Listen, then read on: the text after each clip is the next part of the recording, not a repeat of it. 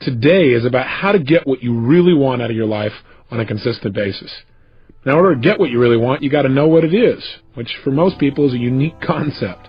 Seriously, when I ask people, what do you really want? The answer I usually get is something like, well, I don't know, or something general like, well, I wish I had a better relationship. I wish I could start my own business. I wish I had more money. I wish I could be more successful. The challenge with all those responses is they're so general, and they're not what you really want anyway. People don't want relationships. People don't want money. They don't want businesses. They don't want to be thinner. What we all want are the things we think we're going to get from those changes in our lives. Everything that you really want in your life comes down to one thing. You want some kind of change in how you feel, or what I call a change of state, the state of mind or body you're in at that moment in time. We all want to change how we feel. Think about it. The only reason you want more money, you don't want little pieces of paper with pictures of deceased notables on it, do you? Of course not. You want money because of what you think it'll give you. You think it'll give you more freedom, more fun, or the ability to give to other people. You believe it's going to lead to some kind of pleasure if you want it. Say, I want a business. Listen, I know a lot of people in business who don't want their business anymore. The bottom line is it's not the business you want, it's what you think a business will give you, the feeling changes you think it'll give you.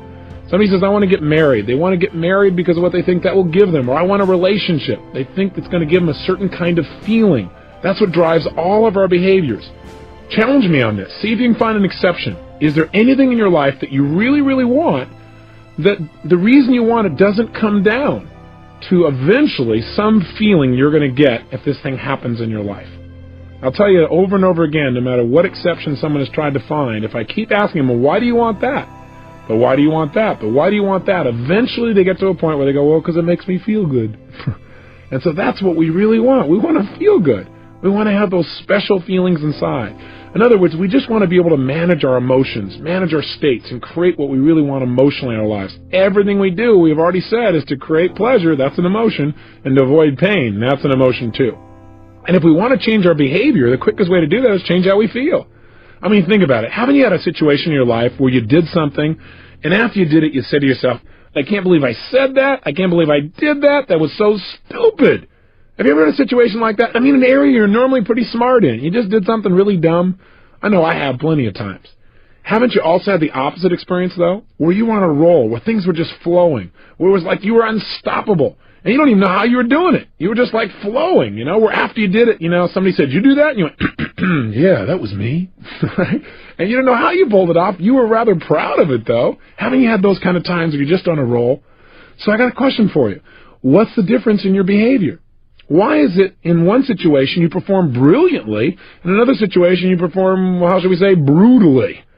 The difference is not your ability. What we do at any moment in time, in that moment, is based on the state that our mind and body is in at that moment in time. In other words, what people can do is absolutely incredible.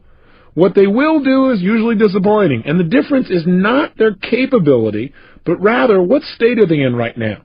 If every time they think about public speaking, they associate fear or pain, that's going to change their state. And all of a sudden they're going to feel tight in their body, and their whole emotional state will change, and they're not going to get the most out of themselves. But if whenever they think of public speaking, they think of absolute pleasure, they're going to be in a great state of mind, and they're going to get more out of themselves. I mean, think about it. When you're feeling really frustrated, do you behave the same way as when you're feeling like you're on a roll and things are flowing?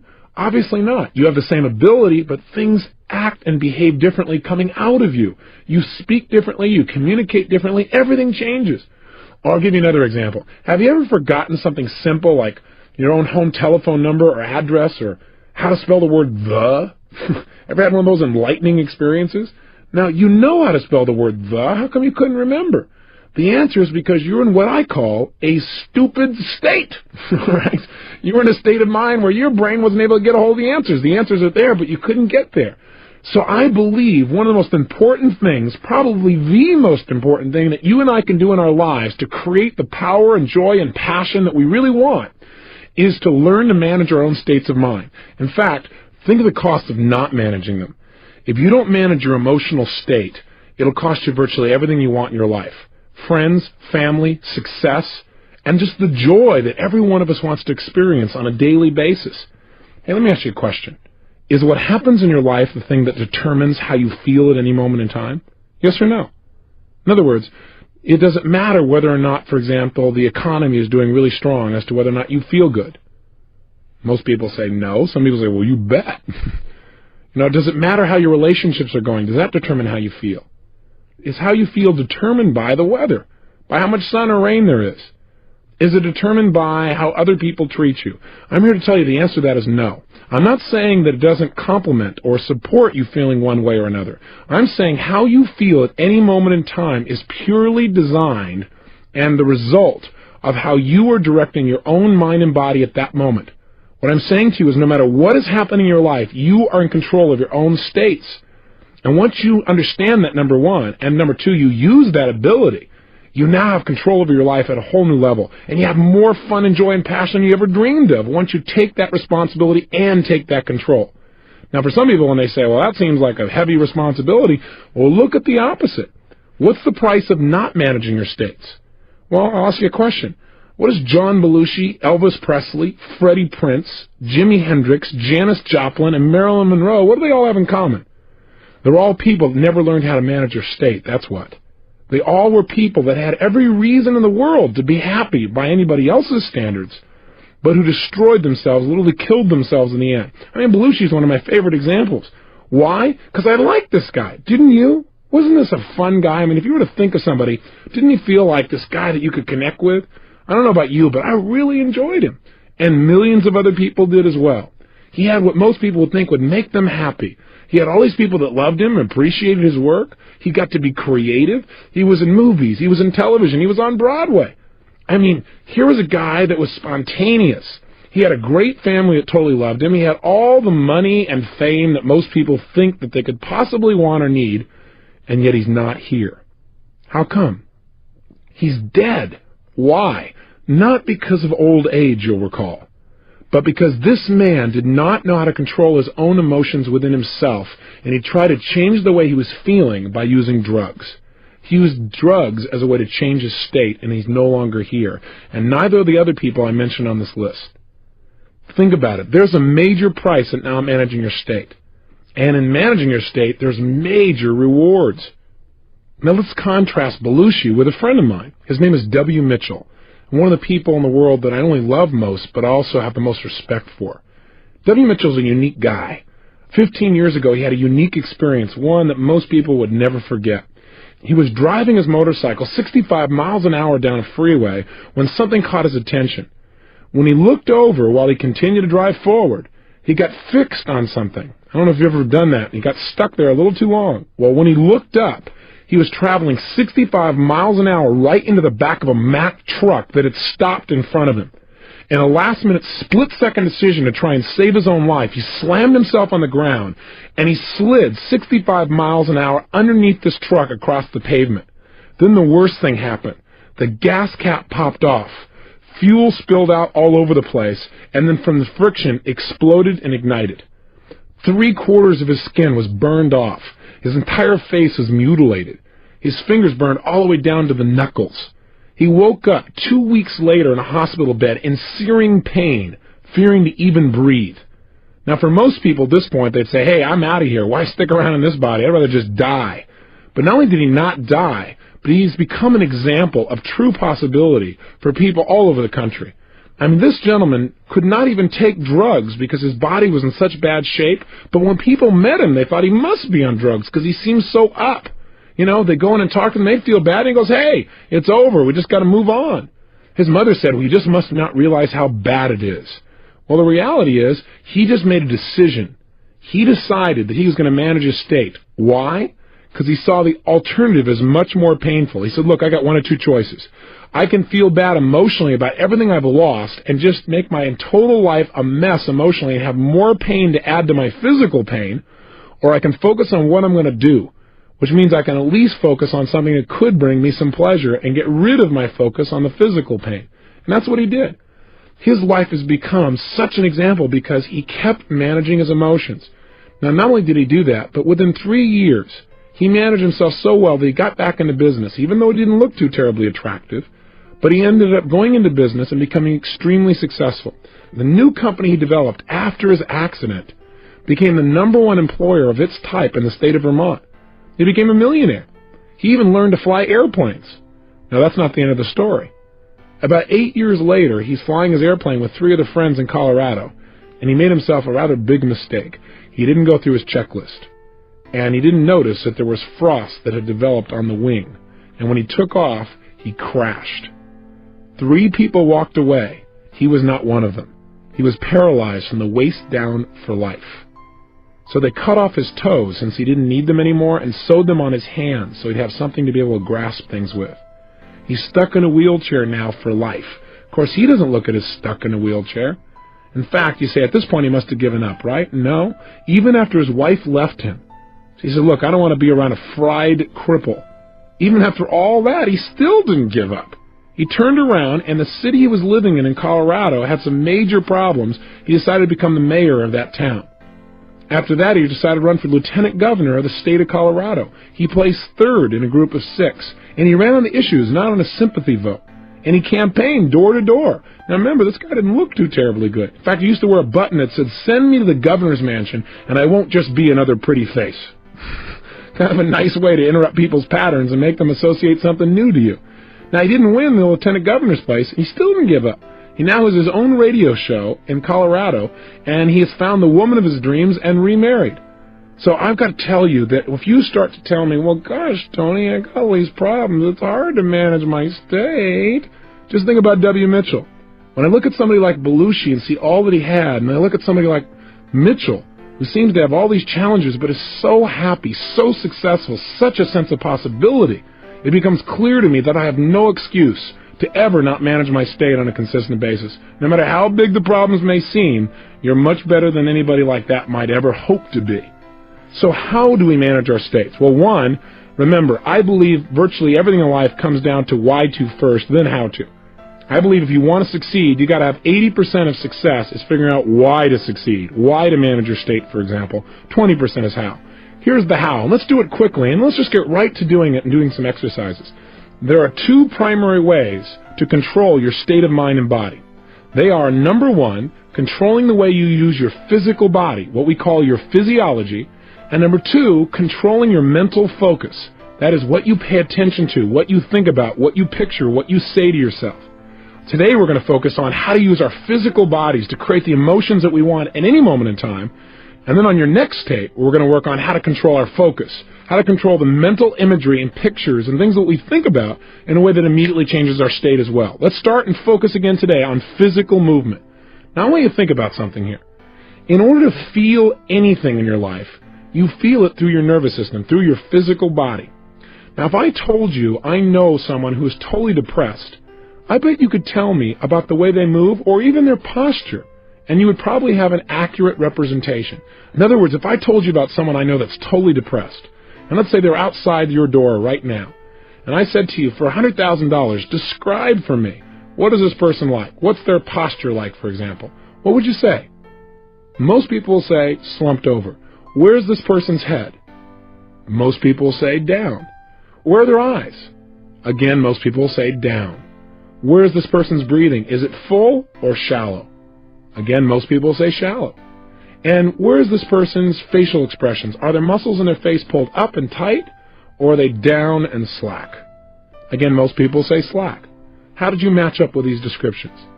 Again, if you're like most people, most of those descriptions match the picture you have in your mind. Why is it that when we think of a depressed person, we think of somebody who's physically hunched over a little bit, looking down, talking a little bit more slowly, with their eyes down and their breathing shallow and their facial muscles slack? The answer is, in order to get depressed, you got to work at it. It's not easy. You have to use your body in a certain specific way. I mean, try something ridiculous with me for a moment, won't you? Sit up right now in your chair. In fact, if you're not driving, stand up. If you're driving, that would be difficult. But if you're sitting, stand up for a second if you would. And if you're sitting and you're in a car, then sit up. But I want you to stand up ideally. Stand tall, breathing fully. Really strong. Breathe fully. And I want you to look up towards your ceiling. And as you're standing there, breathing tall, looking at your ceiling, what I want you to do is something really ridiculous, really dumb. Put a huge, silly grin on your face. Go ahead. Try it. Oh, come on. Nobody's noticing. You're by yourself. And if they are noticing, then you'll get their attention anyway. Put a big grin on your face. Look at the ceiling. Listen to me now. Now, what I want you to do, while you stay standing tall with your shoulders back, breathing fully with this big grin on your face, I want you to get depressed without changing any aspect of your body. Don't change your facial expression? Oh, come on, you can do it. Hang in there, get depressed. No, you know, some of you are cheating. I can tell. I'm in the room. If you drop those shoulders, if you drop your head, if you stop breathing, or if you stop smiling, it doesn't count. Stand tall, breathing big smile, looking at the ceiling. That's right, and get depressed without changing. All right, well, if you can't change, then just stay happy and sit down. Now, here's my point. You might say, what does this got to do with state management? Are you saying every time I don't feel good, I should stand up tall, stare and grin at the ceiling? Yes.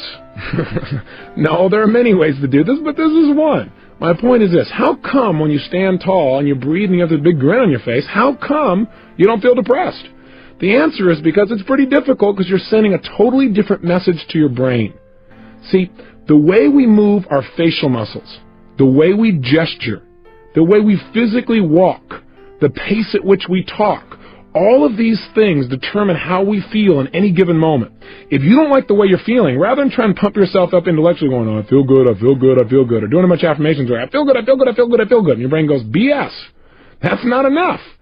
What you've got to do is change the way you're moving. I mean, think about it. When you were growing up, didn't you have a parent that told you, hey, look, if you're depressed, go do something? Why did that work? Because when you go do something, you change the way you move, you change the way you breathe, you change what you're focusing on and what you're paying attention to, and whammo, you have an emotional change, a state change, if you will. So I want you to realize the power of your own physical body. When I was struggling, I had no idea the power of my body.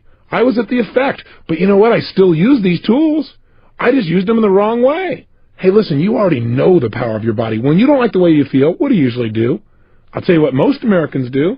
They do something to change the way they feel by changing their body, by changing their biochemistry. What do? They do things like drink alcohol. Why? Because the minute you drink alcohol, does it change your state? You bet. You behave differently when you're in a different feeling state? You better believe it. Guy goes, yeah, man, I sure do. The bottom line is you changed your biochemistry. As soon as you did that, that was changing physiology, and your emotions and feelings and behaviors changed instantly. Now, a lot of people in our society, when they don't like how they feel, they change their body and change the way they feel by using cigarettes. They smoke, and therefore they breathe differently. When they breathe differently, they feel differently. When they feel differently, they behave differently. So they don't like how they're feeling. They're feeling a little tight. They're feeling a little frustrated. They're feeling a little stressed. They smoke a cigarette, and they think the cigarette makes them feel better. What makes them feel better is the fact that they're taking nice, deep, slow breaths. Why not try it without the cigarette? What a concept. Amazing. The bottom line is you can change just by changing your breathing alone. Now, what else do we do? Well, a lot of people, when they don't like the way they feel, what do? They eat. You know, they go, I don't feel good, and they eat. And then they get fat, and they look in the mirror, and they don't like how they look. That makes them feel worse. So they don't like the way they feel, so they eat some more. Right? And then they're caught up in that loop again. Have you ever been there? So food is another way we try and change our physical body in order to do it. Some people just go to sleep. And some people do things like go shopping or watch TV, but we're going to talk about that in your next tape. Those are people that are changing what they're focusing on. But the primary way most of us try and change how we feel is by changing the way we use our physical body. Drugs is the most obvious example. We've already talked about that. Cocaine. Why? Because it changes their state rapidly. That's why people still purchase it, even though it destroys their life simultaneously. They don't focus on that. The point is, any change in your physical body makes an immediate radical change in the way that you feel. So what you've got to learn to do is use this to your advantage. Instead of being at the effect of things, immediately change your emotions. So right now, let me give you a frame of reference about what I'm saying. I learned a long time ago that if I really wanted to succeed on an ongoing basis, I probably needed to measure my level of emotion, my level of intensity. I got a lot of this by working with professional athletes. I noticed that most athletes are really conscious of and pay attention to managing their emotions and their states. And you watch a tennis player, and every time before he hits the ball, he bounces the ball the exact same way, the exact same rhythm, kind of anchors himself, if you will, or triggers himself back in a state. Football players do it differently. They grab their other buddy's head and they go wham, wham, wham, and smack heads with him, and they feel good. Baseball players, they spit, grab their legs, scratch the ground, but they do certain things every time to get themselves in state. And as I started to work with professional athletes, people like the Los Angeles Dodgers or the United States Army or individual Olympic athletes, every one of them focused on are they ready or not, kind of checking their state. But you see, in life, I think life is not black and white. I look at life as having many hues and colors and shades. So one day I pulled one of these guys aside and I said, look, it's not are you ready or you're not. Let's try a stupid game, okay? Let's pretend we're going to measure your level of power and readiness on a scale from 0 to 10. 0 is you're dead. 10 is you're absolutely unstoppable. I said, where are you on that scale? And the guy said, well, I'm about level 7, 6.5, 7. I said, well, you're about to bat right now against Dwight Gooden. Tell me, if you stay at level 7, what's going to happen? You know what was amazing? Instantly, he could tell me. When he realized where he was, he said, I'll either ground out, or I'll pop up, or I'm going to be in a situation where I'm going to strike out. I said, what level do you need to be at on a scale from 0 to 10 to be successful with Dwight Gooden? He said, level 12. I said, okay, that gives me a frame of reference. So you also need to know where you need to be successful. Now, with an athlete, it's pretty clear. And for peak performance, they got to be at level 10 or above, if you will, on a scale from 0 to 10. But isn't your life just as important as an athlete's? If you're going to go in right now and you're going to influence your son or daughter to do something like get excited about their schoolwork, how are you going to do that if you're at level 3? It's not going to happen. Too often I see parents that go, I just can't motivate my children. I just don't understand why. I talk to them about all the reasons why they should really go for it, but it just doesn't seem to work. Do you have any suggestions, Mr. Robbins? I'll say, yeah, try talking a little faster for your children. See, the way we use our voice will affect our states. See, I have a lot here I want to share with you in a short period of time, so I speed up a little bit. How would you feel if I said, well, ladies and gentlemen, this is day 5. And today what we're going to learn to do is manage our states of mind and emotion. And over the next 30 days of this program, I want you for hours at a time to listen to my voice. Well, after you came out of a deep trance and turned off the tape, I doubt very seriously if we create very much change. Now, I'm not saying it's not appropriate to talk in a more relaxed way than I am in this frenzied pace that I'm sharing with you to try and get everything in. But what I am saying is make sure that you're in an appropriate state for what it is you're trying to accomplish. Does that make sense? On a scale from 0 to 10, where do you need to be effective at a given task?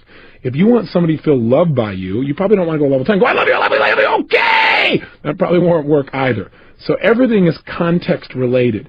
But I'm asking you today to commit yourself for the next 4 or 5 days, even though we'll be doing other exercises, to looking at what state are you living in your life. If you want to look at the state of your life, look at the level of intensity and joy and passion you're creating. Where are you today on a scale from 0 to 10? Or better yet, before you started this 30-day program, where were you? Do you remember that first day? Before you got the tape program or anything else, where were you on a scale from 0 to 10? You remember where you were, first of all? Think about it for a moment, if you would. Where were you? What was your state like? Where were you on a scale from 0 to 10? Now I want you to think of something. Where were you after you finished that first tape on a scale from 0 to 10? Most people that we followed up with and interviewed with are usually at level 8 or above. And when they started out, they were in level 6 or 5 or 4 or 3.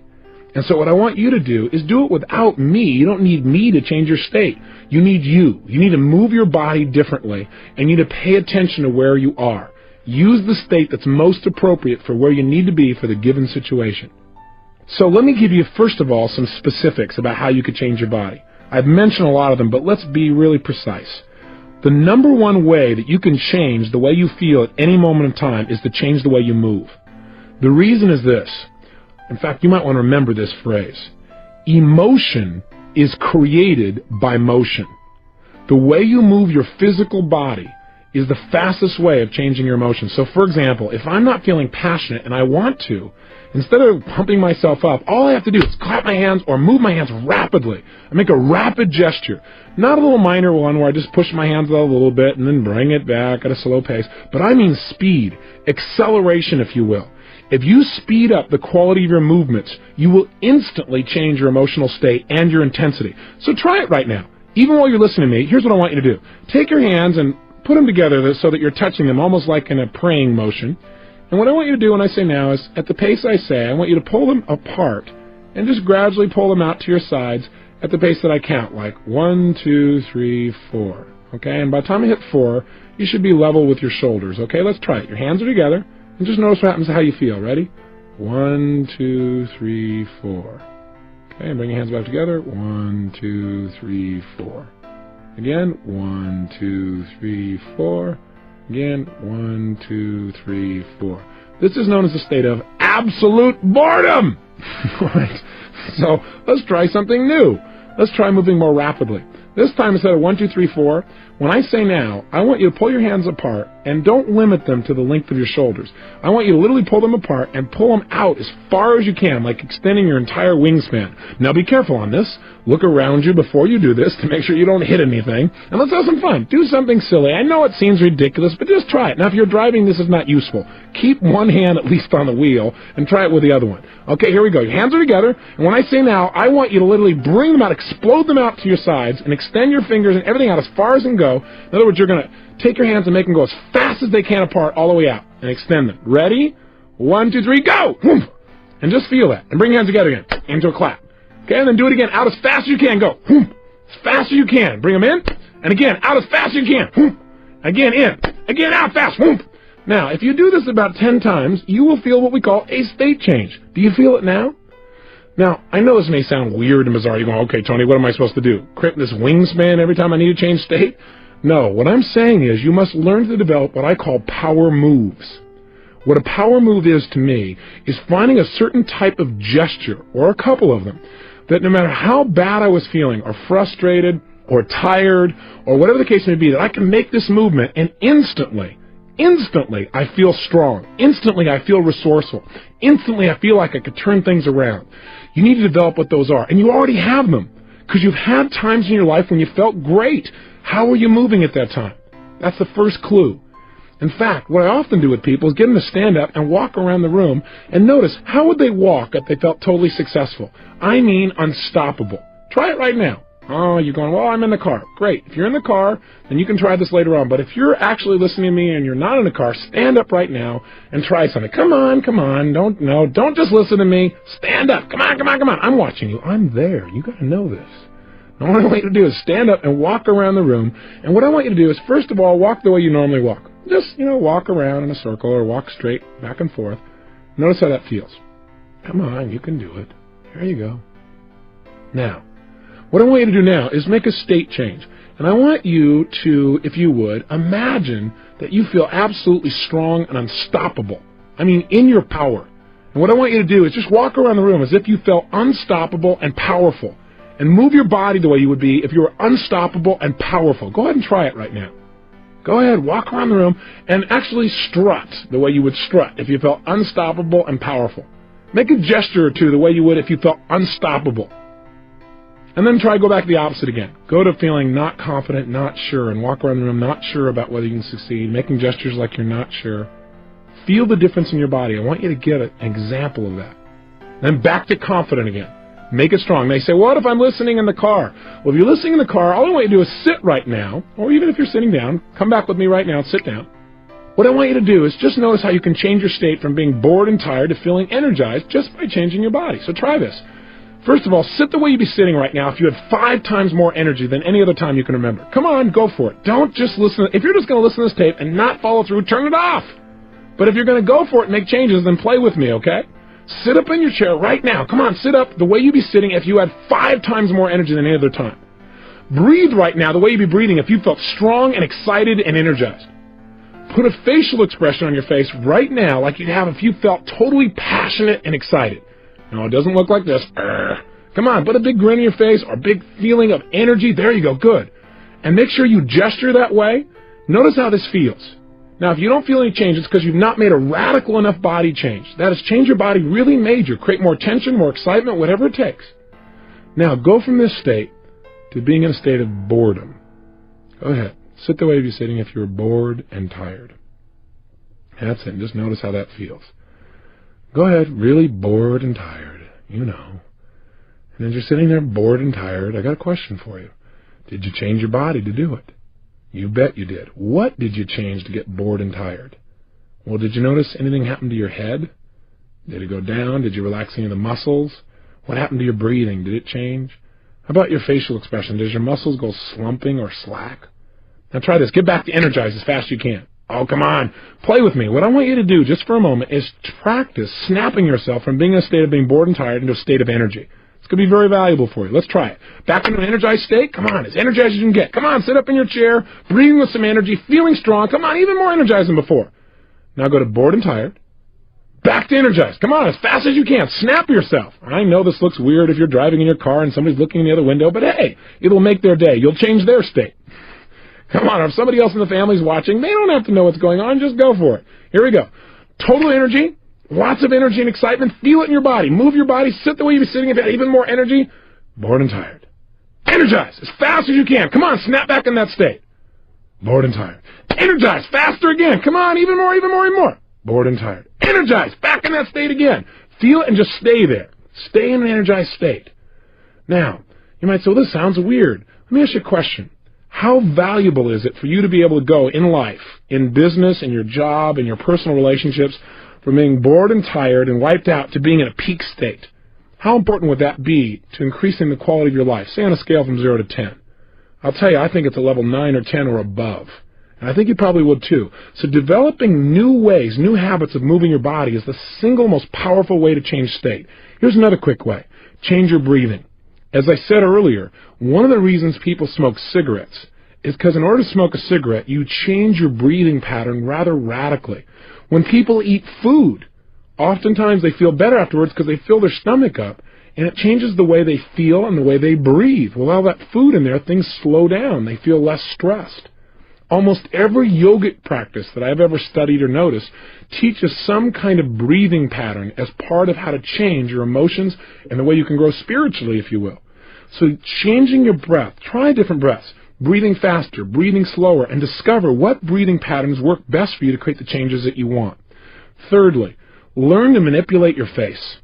I teach people in seminars how to do what I call facial aerobics. What that means is doing many different expressions as you possibly can in a short period of time, so that what happens is you really have access to different emotional states. Do you know you have over 80 different muscles in your face? And a slight change in your facial muscle instantly changes the way you think and the way you feel. There was a study done at the University of California at San Francisco where they took manic depressives, and all they did was change their facial expressions, made them smile on an ongoing basis. These are people who were manic depressives, bear in mind. People who normally need drugs to change the way they feel. Not one of those persons, while they were able to keep smiling, was able to feel depressed. In fact, some of them began to manage themselves by smiling for 20 minutes at a time for no reason. And pretty soon they began to feel great, and they began to develop a new habit. Do you have habitual facial expressions of grimacing or frustration, where you crinkle up your nose or your eyelids or your forehead or something else that you do on an ongoing basis? I'm here to tell you that those habits create those negative emotions in your body on a regular basis. You need to develop some new habits of using your face. And finally, one of the ways you can manage your state best is to control your diet. And I'm not going to teach you a health seminar here, although I do those across the United States. I do want to say this to you, that most of us in life do not pay attention to what we're putting in our body. And what you're putting in affects deeply how you feel emotionally. Blood sugar, for example, alone makes a radical shift in how you feel emotionally. So if you aren't paying attention to how you're eating and you're throwing anything you possibly can in that body without looking at the consequences, you're going to pay an emotional price. Many times, hyperactive children or people that are having major ups and downs in their life, it just comes from some basic, simple dietary approaches. If they made a few simple changes, they'd live a much more balanced emotional life. So my challenge to you is to study health, to find out not how to throw your pendulum and go off on the deep end on some bizarre diet, but how can you make sure that the way you're breathing, the way you're moving, and the way you're eating things is giving you as much as possible to your life and not taking away, not throwing your life into a pendulum. Make sure that you have that physical energy and drive. It comes from having enough sleep and eating well. For now, though, I want to have you focus on one emotional state, because I'd like you to be able to trigger a state change anytime you want. And that emotion is the one I note as passion. As you may have picked up, I'm a fairly passionate person. And I talk about that at the end of each tape because I think out of a state of passion, you can create almost anything you want in your life. I think most people in life want passion. They want that drive, that attraction to life. They want that juice in their relationships, in their business, and their ability to learn. But most people are barely making it through the day, you know? I mean, hey, you gotta watch TV, fight the traffic home, get a bite to eat, and go to bed so you can get up tomorrow and start the same vicious circle all over again. I mean, after all, guys gotta work, gotta make your way and stuff. After all, I work hard for a living. Can't expect me to be passionate at the end of the day. Easy for you. But come on, I work for a living. Let me just tell you something. I used to believe that kind of stuff, and I used to feel that way too. Am I saying you can't talk slowly and be passionate? Absolutely not. I can talk quietly and still have passion coming through in my voice, in the way I'm speaking to you, in the way I feel inside. But that's passion. This is not passion. And if you want passion, you got to talk like you're passionate. You can't talk like you're bored and feel passionate. It won't work. Your body will lead your mind. Take care of it. How can we use this knowledge? Simple answer. I want you to do it by doing the following. In a moment, at the end of this tape, your only exercise today is to do this. I want you to absolutely whip yourself into a passionate state. And if there's somebody there, I want you to talk to somebody about something, and I want you to do it two different ways. Talk to them about something you believe in, something you're really usually pretty excited about, but do it in a dispassionate way. In other words, talk to a friend. And by the way, let me just say this. If you're in your car or if there's nobody there, talk to the wall, okay? Talk to the road. It doesn't matter. If you're talking to yourself and people are driving by, they'll again be entertained, so this is very useful. Now here's what I want you to do. If while you're doing this, I want you to talk about something, and you can just talk out loud to no one or talk to someone if they're there, talk about something you're normally inspired about, but talk in a non-inspired way, a dispassionate way, where it's like you really don't believe what you're saying, but you're just trying to convince somebody of something. So you say, gosh, what's really important to me in life is learning to change people's conditioning and help them to succeed. And I really think that if you were to study it, it would really change your life too. And I want you to notice what you do when you're dispassionate. Notice, for example, how you're standing. Are you wavering back and forth? Are you standing still? Are you back on your heels? How do you gesture, or do you even gesture when you're dispassionate? How do you use your voice? What's the volume? What's the tempo? What's the tone of your voice? What do you do with your facial expressions when you're passionate versus dispassionate? Pay close attention. And then what I want you to do is, and really go for it, for 2 or 3 minutes, be totally dispassionate. Notice how it feels to be dispassionate. I doubt if you'll like it too terribly much. Then what I want you to do is change your state completely, and I want you to go to the other extreme. I want you to talk to yourself, or the wall, or your radio, or the crowd, or the traffic, or your friend in a totally passionate way where you're more inspired, more excited, more passionate than you can ever remember being in your entire life. And I want you to go for it 1,000%. And while you're talking to whatever it is, go for it 100%. Don't go, this is stupid. No, all right, I'll try it halfway. Do it all the way or don't do it at all. If you're not going to do it at all, give this tape program to somebody who will follow through. But if you're one of those people, then go for it, okay? Be outrageous. Push yourself. And then notice, how are you moving differently? What are some of the specific gestures that you give when you're passionate? And where are they? What's the difference in the quality of them? What's the difference in how you use your voice? What's your volume like? What's your tempo? What's your facial expressions like? Again, notice the difference. When you're done, here's your assignment. Your assignment is pull out your success journal and record the difference.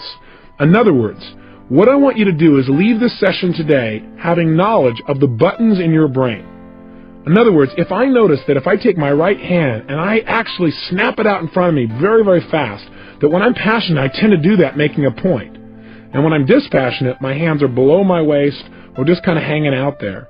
Then the next time I want to be passionate, even if I'm not feeling passionate, I can just snap my hand out there and immediately it's there. If I notice that when I'm dispassionate, I talk kind of quiet and tired and stuff. But when I'm passionate, I speak a little more rapidly. Then if I want to get passionate, I just start speaking more rapidly immediately, and pretty soon I immediately feel passionate as well. If I notice that when I'm dispassionate, I'm back on my heels or leaning away from somebody, but when I'm passionate, I'm leaning into them, talking and gesturing, then I start leaning into somebody in order to feel passionate towards them. In other words, find out how your brain works. You are different than me or anyone else you're going to meet. Find out exactly what triggers passion within you in terms of movements. And experiment. What would be a kind of move you could make that immediately would make you feel strong, even if you were afraid a few moments ago? So let me be clear. Here's your exercise. 1. Talk to something or someone in a dispassionate way about something you're normally inspired about. Dispassionate, or you don't really believe it or feel it. 2. Change your state and get absolutely passionate, where you feel more excited, more energized, more passionate than ever before. 3. Dissect in your mind the difference in how you moved, how you breathed, how you use your face, and how you use your voice, and record that in your success journal. And finally, today, experiment. At some point in the day, you don't feel very inspired or you don't feel anything in particular, snap yourself into a powerful state. Or ask yourself, where am I on a scale from 0 to 10? If you find you're at level 4 or 5 or 6, to me, that's a pretty boring way to live life. Maybe you want to amp yourself up, crank yourself up to level 8 or 9 just by changing your movement. Or maybe you want to be able to go from being totally excited to relaxed just by changing your breathing or your tempo or your gestures. Because being able to relax quickly and easily is sometimes and oftentimes as important as your ability to get yourself excited. The only reason I push in the other direction is I think most people have the ability to get in this state. They may not have the ability to get in the other one. Whatever you're already good at, make it better. Whatever state you're not good at getting in, practice getting into it until you can absolutely make the change you want as fast as you can think it. Remember, any emotion you're feeling is based on how you're moving. Little movements like breathing and big movements like gestures and facial expressions. Take control today and experiment and explore. Have the adventure of discovering how you can use your body to immediately direct your mind and your emotions.